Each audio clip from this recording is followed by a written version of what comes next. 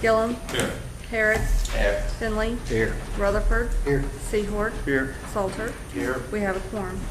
Please rise and join us with the Reverend Dr. Tiffany Nagel Monroe, who is the minister at St. Paul Methodist Church. Let us pray. We have gathered tonight with our community, the city, and the citizens of Shawnee on our minds. Bless the work ahead, Lord, that it would honor you and uphold your vision for this place we love and call home. We ask your blessings upon the mayor and each commissioner, that they would find joy and compassion in their service and comfort in your wisdom and ways. We ask that you would strengthen and empower them to do your will for the people in the ways they are able.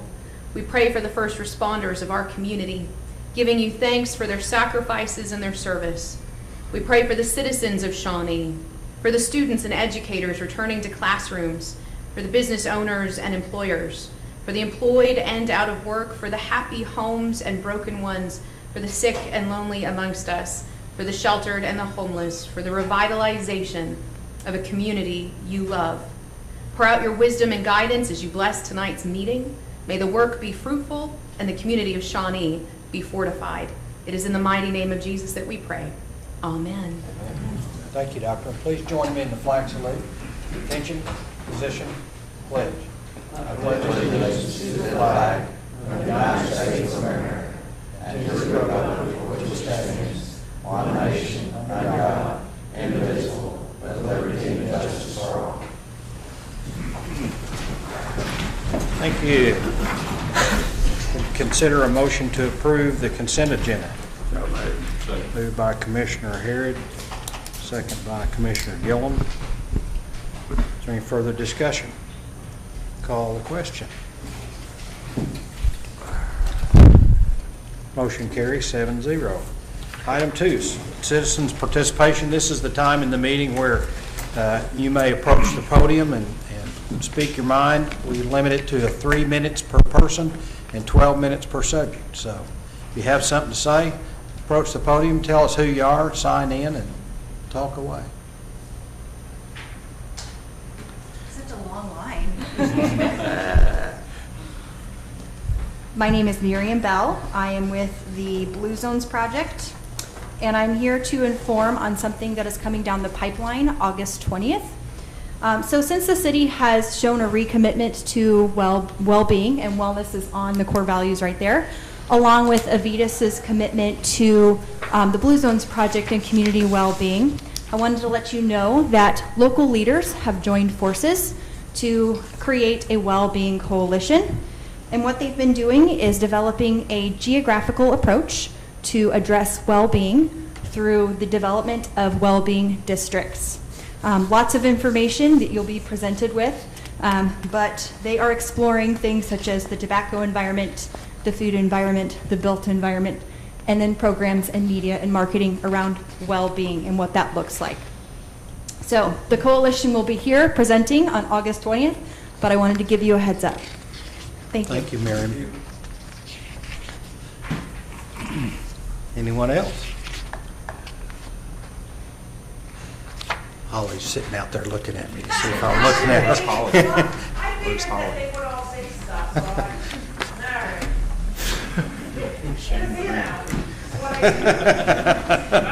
can't disappoint. Goodness.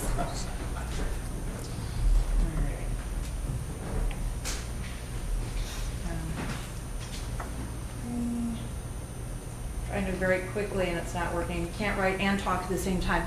Good evening. My name's Holly Gordon. I do live here in Shawnee. I live downtown. There's just a lot of really good things coming up down as we're looking with all of the certified healthy, all of the Blue Zones projects, all of the things that we're looking at health and wellness in our community, from food, from access to food, for creating equity for all people in our community. Just want to say, please, please, please be open and show up and give your 2 cents and be open for dialogue, because there are a lot of great things that are happening in Shawnee, especially downtown, and we're really looking forward to partnering and working together. Thanks, Holly. Anyone else? Thank you. Item 4, consider a resolution of appreciation for Ron Gwynn for over 18 years of service to the city of Shawnee and presentation. Oh, I missed one. Rachel, I thought you wanted to stay till the end. Item 3, presentation by Blue Zones project regarding Broadway Avenue Marquee project. Thank you, Mayor. Now the rest of the story. That's the way you speed the agenda, is you skip That's right, you just stuff. skip the big items. So I have the Marquee project. First of all, thank you guys for your time this evening. I know that cutting out a little bit of time for something like this is very important, so I want to thank you for that time. What I'd like to do is kind of catch you up to speed with a piece of the Blue Zones project called the Marquee project.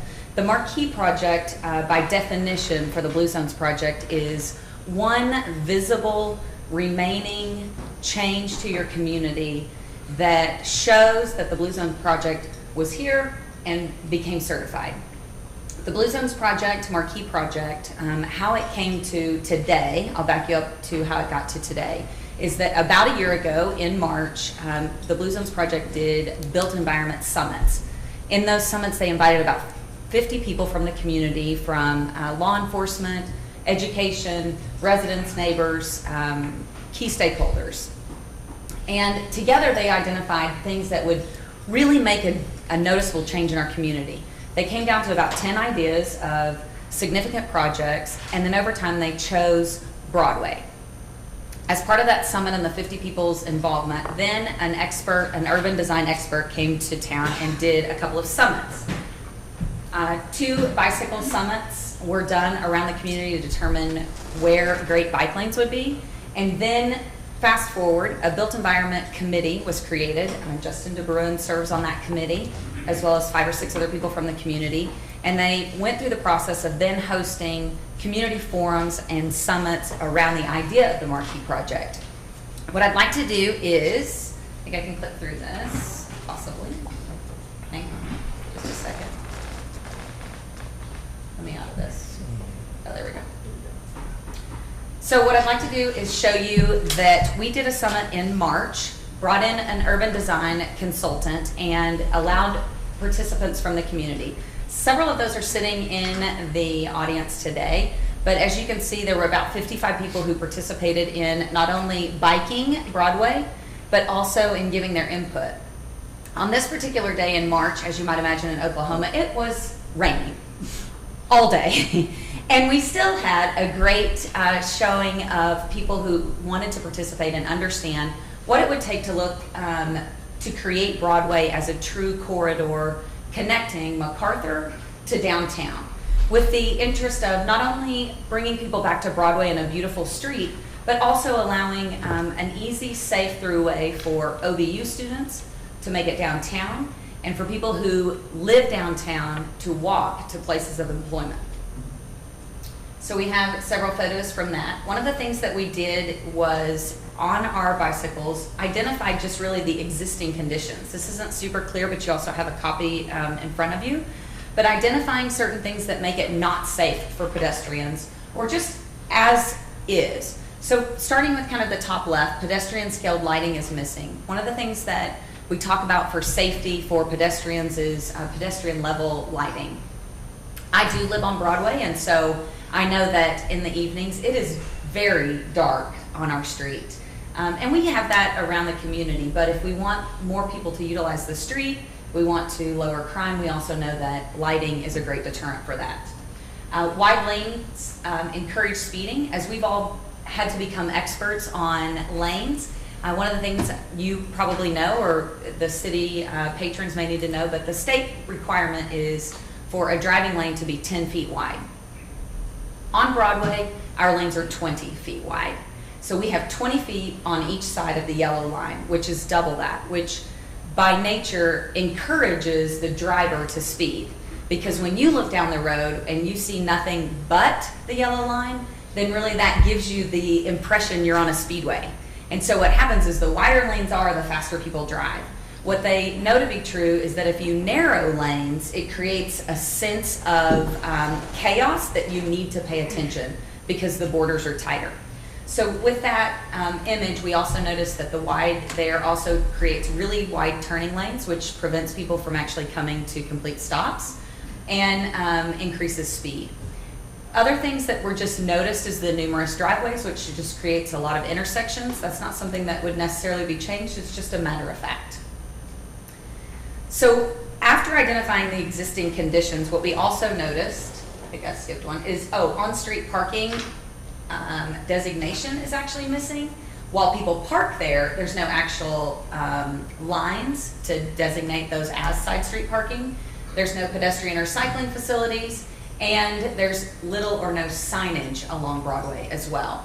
So after looking at all of those things, what we did is took all of the group into the room and let everybody give their input. What would this look like if it were perfect? And I'll tell you, there are several people here today that live on Broadway that either participated in this or have called us since.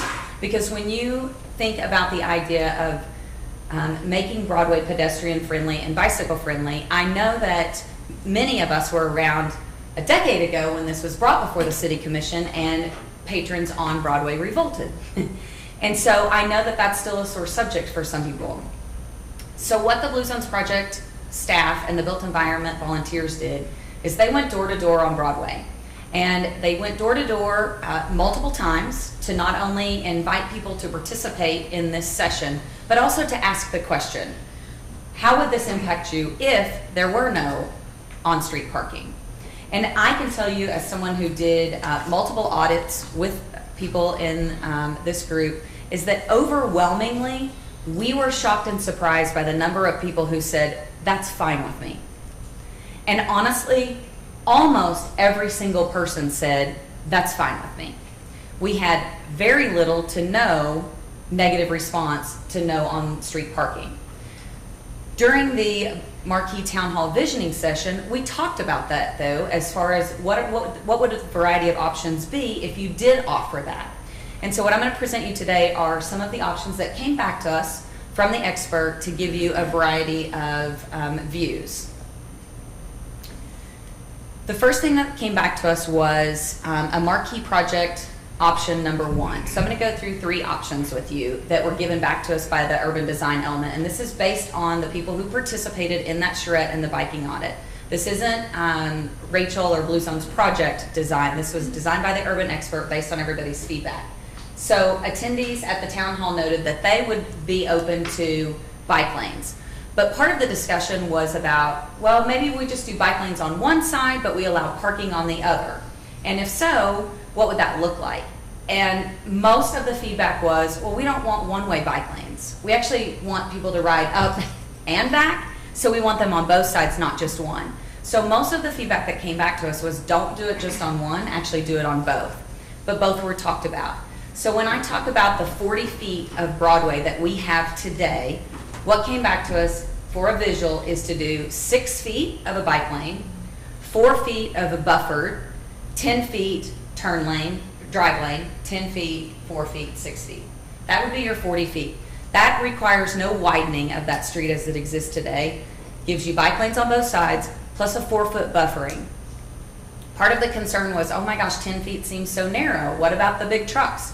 That's part of what that 4 feet buffering allows for, is a little bit of the overhang or the room for error, margin for error. And that's what a buffered bike lane would look like.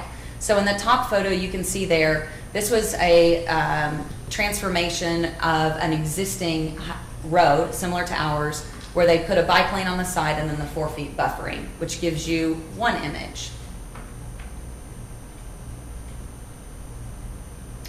This is what that could look like if you were at the intersection of Broadway and Independence.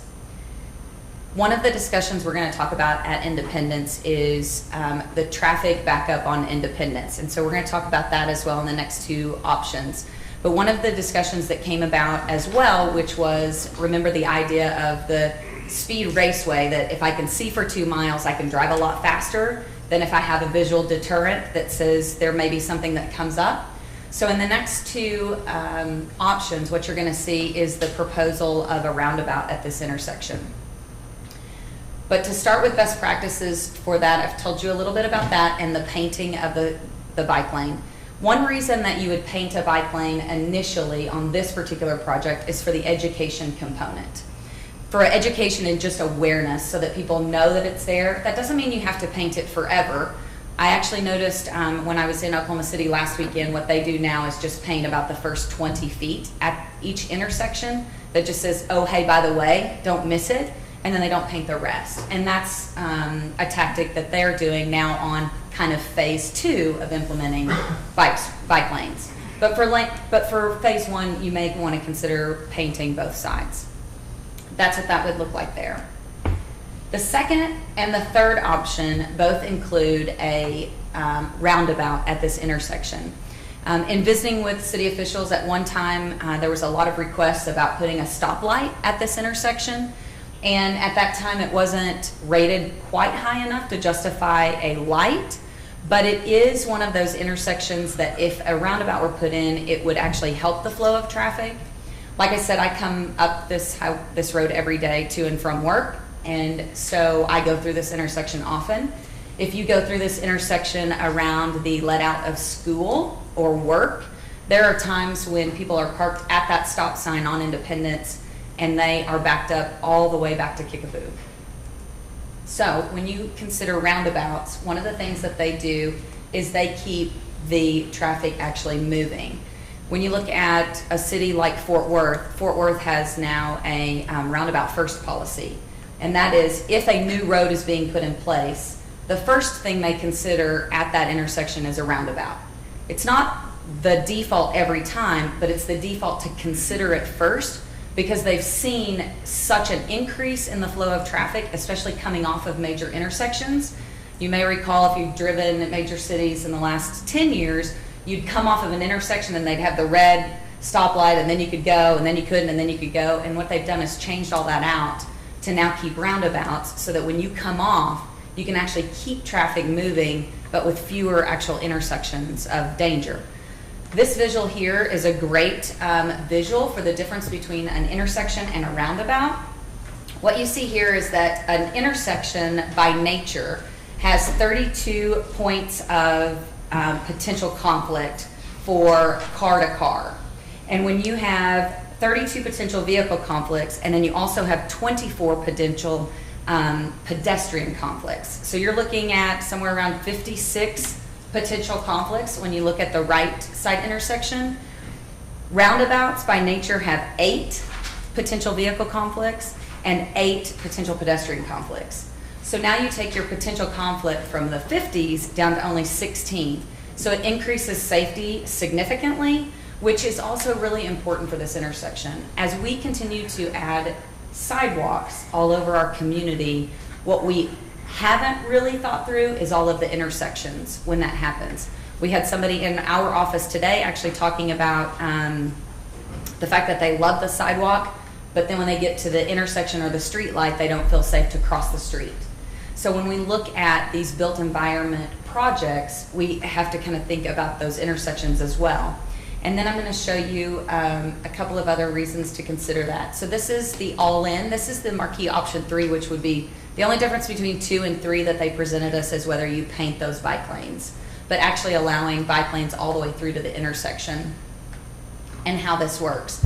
So I mentioned to you a couple of different ways to do that. On the right-hand side, you can see a fully painted. On the left-hand side, you'd see maybe intersections where you're allowing a parked car, then a bike lane, and then your car. So that would be another option on Broadway. At this point, this plan is being proposed to the city to just look at and vet. Part of the reason we want to bring it to you first is that at the right time, when they come to you with this idea, we want you to have already been thinking about why this works and why it would be great. So as part of this proposal and design that they sent us, they also gave us a toolbox of the why. This slide, in my opinion, is one of the strongest reasons why of what we're promoting you doing.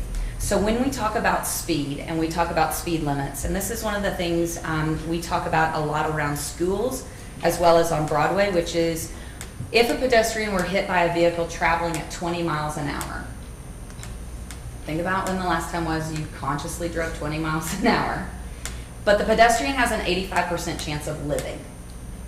When you increase by 10 miles per hour at 30, their chances go to 50-50. If you're going 40 miles an hour, that pedestrian only has a 15% chance of survival.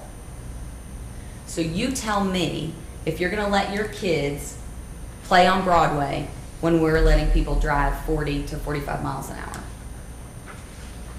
And we wonder why we don't have kids playing in front yards, because we allow the speed to be as fast as we do.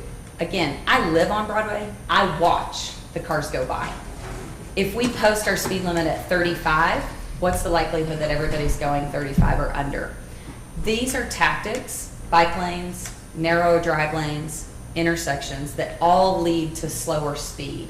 It's all proven to lead to slower speed, which also then creates a safer environment for our kids. This is a pretty impactful slide. What is also in your toolbox that I won't go too deep into are a variety of other tactics that can be used at the intersections. What we're doing is giving this to the city to say, just research them, scope this work, and let's see what this would look like. What infrastructure makes the most sense for this corridor? And then let's create a corridor that also has an education component. We're getting a lot of requests from people either at OBU, when OBU is telling us as many as 30% of their students don't have vehicles. How do they get to the grocery store?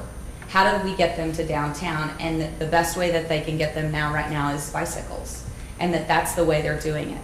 We had another, somebody tell us just this week, she is a new employee at Shawnee Mill, working downtown, lives off of Brangus and 45th, and she and another employee over the age of 65 are biking to work at least 2 days every week. They're biking from 45th and Brangus to the mill. The mill tells me they have more people biking to work today than they ever have had in history. And we're not providing an infrastructure. So what Blue Zones Project is putting before you is the idea that this could be the very first piece of infrastructure to allow that to happen safely, and the education components to go with that. The other thing that I would just tell you in closing is that we are having these conversations with people who also want to participate in the funding. This isn't something coming to the city for 100% funding. In due time, there will be an ask for a portion of funding, but we are also taking this to the community because the community is also involved in they're very interested in making this happen, and we wanted to put this before you so that you can ask any questions that you would like. We've also asked the community to participate and give their opinion. I will tell you, we expected a much less receptive audience when we first went to Broadway, and we have continued to be surprised at how positive it has been received. And then with that, I will gladly open the floor to any questions. I noticed the picture you had there showed a narrower, probably 2-foot buffer rather than the 4. Yep. One I Yep. noticed there. In that example. Mhm. I think the buffer idea, of course, is terrific, and we should try to keep that distance between cars as a normal thing, and that tends to do that. The roundabout, we tried somewhat in a smaller area, in Ward 2, somewhat less successful. It's finally worked its way out, but it takes a lot of education and practice for people to feel comfortable with those. That having been said, I would agree that they have a lot of benefits, even in the sense of making people think of a difference that's happening. And certainly I think the painting of those would be a good idea to make it more inviting and make it more obvious as to what they are. Yeah. Thank you. Other questions? Comments? If you think of some later, You know where to find me. Rachel's office is on East Main. She's down there most of the time. Thank you, Mayor. Thank Thank you, you. Commissioners. Now, item 4, consider a resolution of appreciation for Ron Gwynn for over 18 years of service to the city of Shawnee and presentation to Ron Gwynn. Moved by Commissioner Harriet. Second. Second by Commissioner Rutherford. Is there any discussion? Thank you, Mr. Mayor. A resolution expressing appreciation to Ronald Gwynn for over 18 years of loyal service to the city of Shawnee, Oklahoma, directing that said resolution be included in the official records of the city of Shawnee, Oklahoma, and authorizing a copy to be presented to Ronald Gwynn. Any questions? Call a question. Motion carries 7-0. Ron, would you join me? Oh, certainly.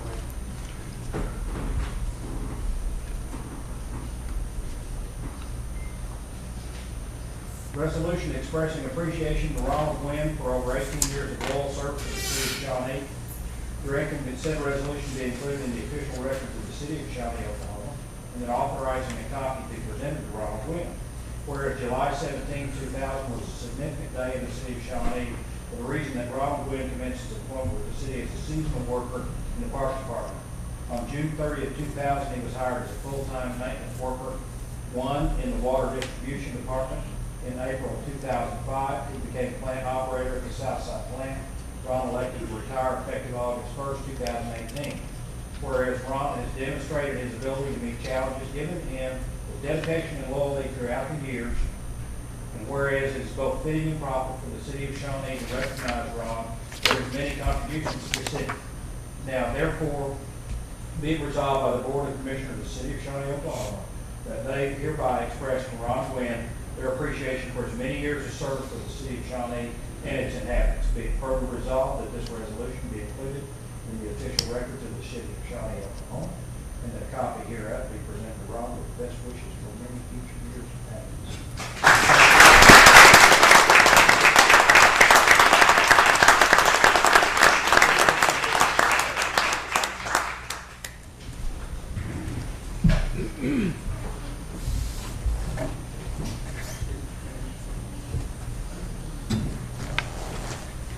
Item 5, consider Oklahoma Municipal Retirement Fund lump sum payment from defined benefit plan for Phyllis Loftus. Is there a motion?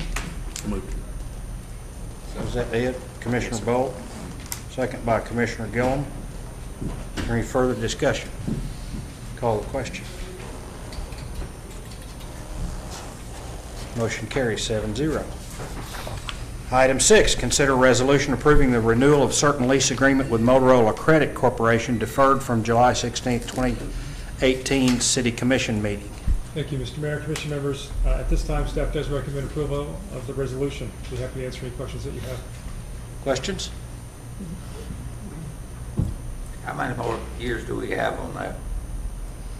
It is through 2020, I believe. I think 2 more. 2 more years. Is there a motion? I move to approve. Second. Commissioner Hare moved to approve. Who seconded? Commissioner Bolt. Any further discussion? Call the question. And this is on a resolution approving renewal of certain lease agreement with Motorola Credit Corporation, correct? It would be. All right. Call the question. At least they turned it on so I voted. Motion carries 7-0. Hold us hostage. Item 7, consideration of approval of preliminary plat for Maple Development LLC located at Shawnee Mall Drive, east of the Burlington Northern Railroad Tracks, case number S0418, applicant Sid and Javal, Inc. Good evening, Mr. Mayor, Commissioners. The subject lot again is on Shawnee Mall Drive, east of the railroad tracks. The applicant wishes to take a 1-lot tract and divide it into 5 commercial lots just for commercial enterprise. We have deferred this item through Planning Commission since March of this year, mostly to give the applicant time to make necessary corrections to this plat. Unfortunately, we do not have those corrections at this time, and I do request that we deny this plat. Are there any questions of Justin? Is there a motion? Move to deny. Second. Commissioner Gillum. Is there any further discussion? Call the question. Motion carries 7-0. Item 8, consideration of approval of preliminary plat for the Grove Retirement Homes located at 3900 North Union Avenue, case number S1018, applicant Crafton Toll. All right, thank you. The subject lot is generally located south of the middle school on Union, 20 acres in size, and the developer intends to plat this as 1 lot for approximately 150 retirement home units, roughly 4 to 6 units in a townhouse type style, so one story. There's a floodplain that splits this property in half, so half of the development would be on the east side, located along Union Street, the other half on the west. The item was deferred one time by Planning Commission merely to finalize an agreement between the school for the extension of the sewer line from the north to this particular property. Staff has no objection to this particular request and has 3 conditions along with the recommendation for approval. I'd be happy to answer any questions that you have. Is there a motion to approve, subject to the 3 conditions set forth by staff? So moved. Moved by Commissioner Bolt. Is there a second? Second. Second by Commissioner Salter. Call the question.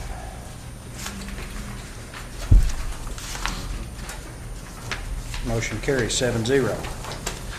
Item 9, public hearing and consideration of an ordinance to rezone with a conditional use permit for property located at 24 Post Office Lane to allow for a manufactured home, case P1318, applicant Julie Thompson. Thank you. The subject property is roughly 1.5 acres in size, located at the lakes on the south side of Lake One. The request is to demo the existing structure on the site, which has, to my knowledge, already happened. We had a demo permit back in May that I believe has been resolved at this time. The intent is to move on to the site a manufactured home, which is approvable by conditional use permit. After investigating this particular site, there are manufactured homes along this particular roadway. This is in conformance with our comprehensive plan. So staff does recommend approval. I will state that we had 1 letter of protest, which was more of a letter of concern from an adjacent property owner, wanting to be sure that when this manufactured home does move onto the site, that he does not have to remove any posts or his fence for this to happen. So I have added that as a condition, but when it does come time for the structure to be moved on the site, that is a permit through my office at the planning department, where one thing we do look at, of course, is the path of travel for the structure and make sure that if we are affecting any property owners, that they are properly notified. So with that, I do recommend approval with the 1 condition. I'm not necessarily a fan of manufactured homes, but we have usage in that area already, and we can't deny this in the sense that it's irregular to that area. Right, and by definition too, the manufactured homes fall under a standard from HUD about 1976 and They've been improved onward. considerably under that. They're better than they had been in the past. Yeah. Yes, sir. Any other questions of Justin? We declare the public hearing open. If there's anyone here that would like to speak in favor of the proposal, then approach the podium and tell us who you are, and sign in, and speak your piece. Seeing none, is there anyone here that would like to speak in opposition to the proposal? None. Declare the public hearing closed. Is there a motion? Move to approve. Moved, approved by Commissioner Harrod, second by Commissioner Bolt.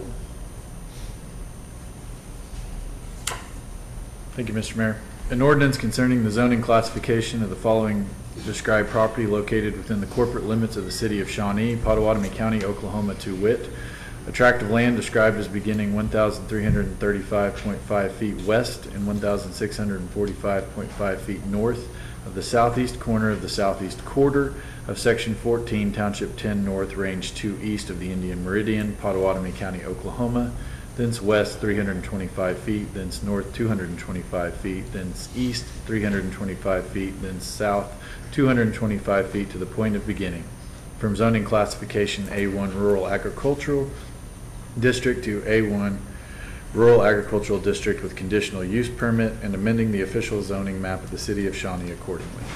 Thank you. Call the question. Motion carries 7-0. Item 10, administrative report.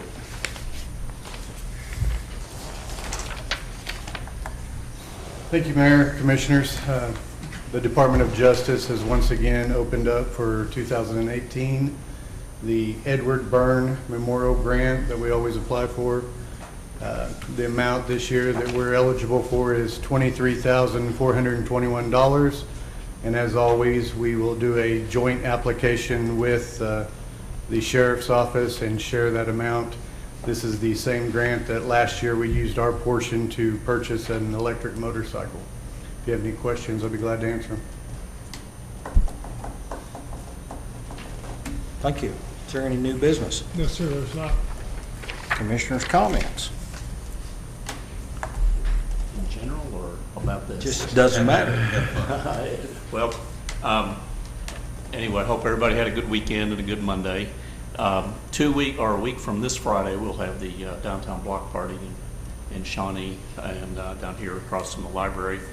And we've got some special guests this month that we don't get out here probably very often. And we've got a bunch of stuff coming from the Thunder. So we have their drummers, we've got some of their dancers, and we've got Rumble coming. And then we have a band playing in the park from 8 to 9. So it ought to be a lot of fun. We've been working real close with the schools to try to inform the kids as they're going back to school to try to get a bunch of them out. So anyway, if you're not doing anything next Friday night, come down and have some fun with us.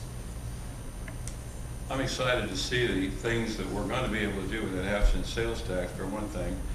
And it's not so much creating new things, it's renewing and putting together things that are starting to fall apart. And we've put off for probably the last 20 years, and now we have the opportunity to address those things. Roofs in various places in particular that we put off for. When I was on 92 to 2000, we were looking for ways then, as I've stated before. We have those opportunities and ways to do those now. So the overall excitement, I think, for the community, the amount of energy that I see, somewhat even in the nation economically, is all very heartening. So I think that everything's very positive, and we look forward to a good future. Thank you. Cops and kids.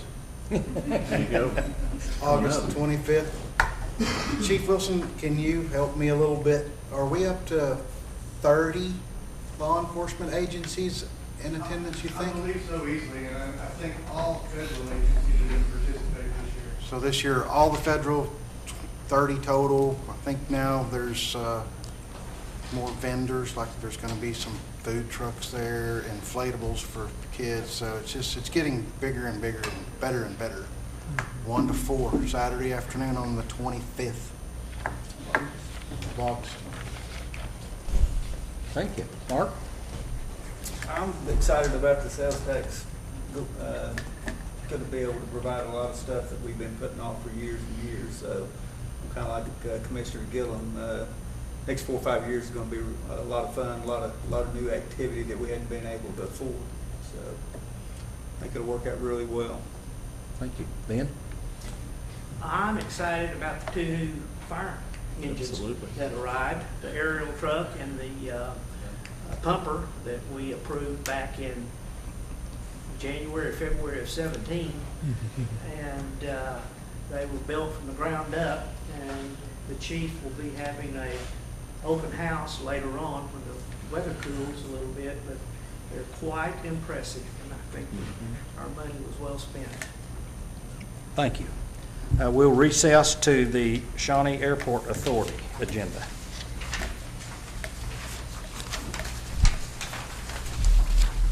Call the meeting to order. And we do have a quorum. Would consider a motion to approve the consent agenda. So moved. Moved by Commissioner Gillum, second by Commissioner Bolt. Call the question.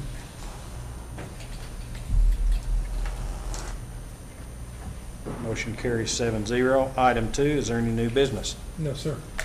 We are adjourned to the Shawnee Municipal Authority. Call to order, and we do have a quorum. Would also consider a motion to approve the consent agenda. So moved. Moved by Commissioner Rutherford. Second by Commissioner Sehorn. Call the question. Motion carries 7-0. Is there any new business? No, sir, there is not. This meeting is adjourned, and the city commission meeting is reconvened. Item 13, consider an executive session to discuss potential claims, litigation, or other options regarding retention of attorneys to address opioid epidemic as authorized by 25 OS Section 307B4. Would entertain a motion So to moved. enter executive session by Commissioner Rutherford. second by Commissioner Salter.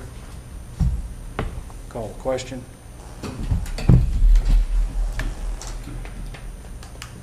Motion carries 7-0. We'll be back shortly.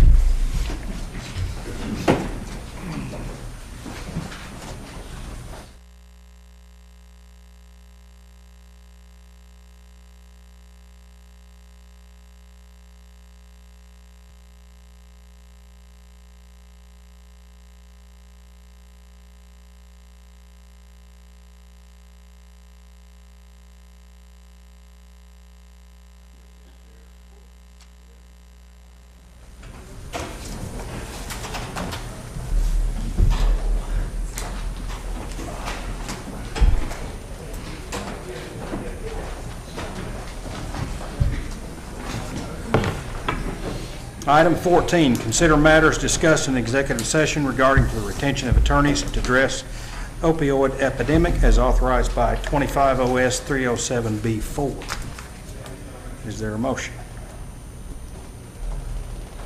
Chair moves. Actually, Mayor, that'd just be discussion. Is there any discussion?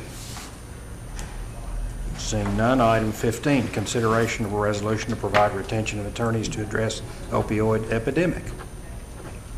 So moved. Second. By Commissioner Rutherford, second by Commissioner Bold. Is there any further discussion?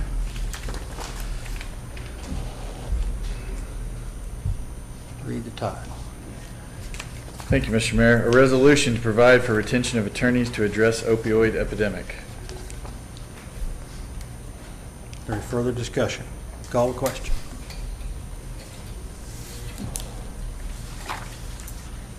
Motion carries 7-0.